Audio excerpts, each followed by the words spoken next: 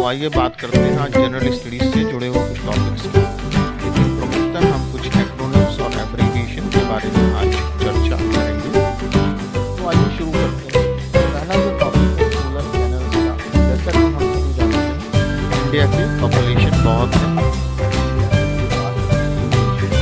इसके साथ ही इंडिया भी बहुत सारे अभियान चला रहा है, जैसे आत्मनिर्भर भारत। और इंडिया बेसिकली बोलते हैं मैन्युफैक्चरिंग सेक्टर में ज़्यादा से ज़्यादा काम करने का प्रयासरत है। इसके साथ ही भारतवर्ष में हार्बर्स, पोर्ट्स, एयरपोर्ट्स और एक्सप्रेस वेज पर बहुत काम हुआ है। जैसे कोटा से लेकर इटावा तक एक नए एक्सप्रेस वे की घोषणा माननीय मंत्री नितिन गडकरी जी ने की है। इससे राजस्थान से लेकर कोलकाता तक कनेक्टिविटी हो जाएगी। इसी संदर्भ में अगर हम इतनी तरक्की पर काम कर रहे हैं तो हमारा रिक्वायरमेंट होता है एनर्जी का। इंडिया में एनर्जी जो है इस पर अब सरकार बहुत ध्यान दे रही है और इसमें एक नया शब्द जुड़ा है सोलर पैनल्स का। तो हम समझेंगे कि सोलर पैनल्स क्या है।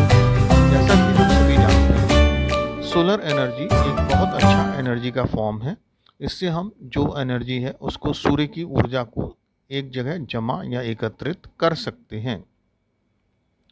लेकिन सोलर एनर्जी के लिए हमें सोलर पार्क्स बनाने पड़ेंगे और सोलर पार्क्स को बनाने के लिए ज़मीन की आवश्यकता होती है। इंडिया में हमारे यहाँ ज़मीन की कीमत बहुत है, अतः समस्या ये है कि सोलर पार्क्स को या सोलर एनर्जी को किस तरह से संगठित किया जाए। तो दूसरा जो इसमें एक सुझाव ये आता है कि छतों पर सोलर पैनल्स को लगाया जाए। लेकिन अब फिर प्रॉब्लम ये आ सकती है कि इसको एकत्रित किस तरह से किया जाए। तो इस क्षेत्र में सोलर कैनल्स का कंसेप्ट आ रहा है। जो कैनल्स हैं उसके ऊपर सोलर पैनल्स को लगाकर एक ग्रिड का निर्माण किया जा सकता है। लेकिन इस ग्रिड के निर्माण से चैलेंजेस क्या हैं और फ़ायदे क्या हैं, इसकी हम चर्चा करेंगे। अगर हम सोलर कैनल के ऊपर सोलर ग्रिड का निर्माण करते हैं तो एक बहुत अच्छा सुझाव है। एक साथ इंटीग्रेटेड मोड में हम बहुत सारे पैनल्स को लगाकर सूर्य की जो ऊर्जा है उसको एकत्रित कर सकते हैं। दूसरा फ़ायदा ये है, इससे जो कैनल के अंदर पानी है उसका एवेपोरेशन भी कंट्रोल्ड रहेगा। तीसरा इससे फ़ायदा ये है कि ये जो स्पेस है ये अदरवाइज अनयूटिलाइज्ड है, जिसको हम यूज़ में ला सकते हैं। तो ये तो फ़ायदे हुए सोलर कैनल के। इसके लॉसेज ये हैं कि सोलर कैनल पानी के ऊपर अगर आप लोहे का ग्रिड लगाएंगे तो उसमें रस्टिंग हो सकती है। इस तरह के चैलेंजेस भी इसमें निकल कर आ रहे हैं। एनीवे, ये एक बहुत ही ऑप्टिमिस्टिक प्रोजेक्ट है। देखिए आने वाले समय में क्या होता है। अभी आपने सुना होगा बेरूत एक कंट्री है जो कि सीरिया के पास में है। बेरूत में एक्सप्लोजन हुआ और ये एक्सप्लोजन इतना भयानक था कि इसका इम्पैक्ट करीब 10 से लेकर 20 किलोमीटर्स तक हुआ। बहुत ही लार्ज स्केल पर डिवास्टेशन हुआ। इस एक्सप्लोजन का कारण बताया जाता है कि अमोनियम नाइट्रेट रहा। कुछ सालों पहले एक शिप वहाँ से जब सेल कर कर निकला तो बेरूत गवर्नमेंट ने उस शिप को रोक लिया पूरे कागज़ ना होने की वजह से, और उसमें जो अमोनियम नाइट्रेट था उसको वहीं रख लिया गया। अमोनियम नाइट्रेट एक तरह का फर्टिलाइज़र है जिसकी प्रॉपर्टीज़ एक्सप्लोजन की होती हैं और उसी में एक्सप्लोजन हो गया। तो ये एक अलार्मिंग विषय है कई कंट्रीज़ के लिए। अब इस एक्सप्लोजन की जांच की जा रही है। अब हम आते हैं एक्रोनिम्स और एब्रिविएशंस पर। ASI archaeological survey of India. Archaeological survey of India India में जो हेरिटेज साइट्स हैं, मॉन्यूमेंट्स हैं, उनकी देखरेख, उनका प्रिजर्वेशन, एक्सकेवेशन, रिस्टोरेशन का काम करता है।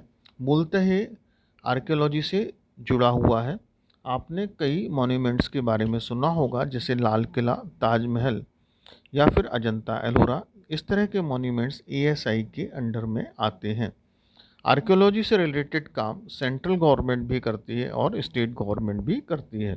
तो अगर आप किसी पर मॉन्यूमेंट पर जाएं तो आप ये देख सकते हैं कि उसकी देखरेख का जिम्मा स्टेट गवर्नमेंट या सेंट्रल आर्कियोलॉजी किसका है। इनके अंतर्गत कई म्यूजियम भी हैं। FATF financial action task force ये एक तरह की इंटरनेशनल संस्था है। IATO, Indian association of tour operators, ये इंडिया में जो टूर ऑपरेटर्स हैं उनका एसोसिएशन है। और दूसरा, ये भारत सरकार को समय समय पर अपने सुझाव भी देता है। TEAI, travel agents association of tour operators, ये भी ट्रैवल एजेंट्स का एक एसोसिएशन है तथा टूरिज्म के क्षेत्र में प्रयासरत है। FICCI, FICCI, federation of Indian chambers of commerce and industry, इसका गठन 1927 में महात्मा गांधी जी के द्वारा नई दिल्ली में किया गया था। इसका हेडक्वार्टर नई दिल्ली में है। IRCTC, भारतीय रेलवे की एक संस्था है। इसका पूरा नाम Indian railway catering and tourism corporation है। आपने कमसम रेस्टोरेंट्स के बारे में सुना होगा।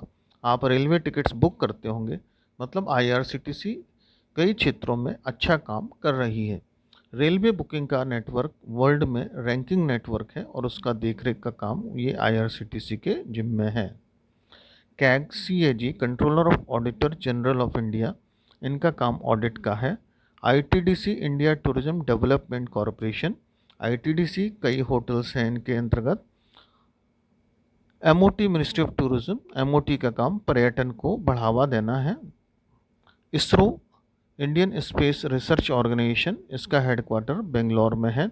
नेस्कॉम का पूरा नाम है national association of software and services companies, जिसका कि मुख्यालय नई दिल्ली में है।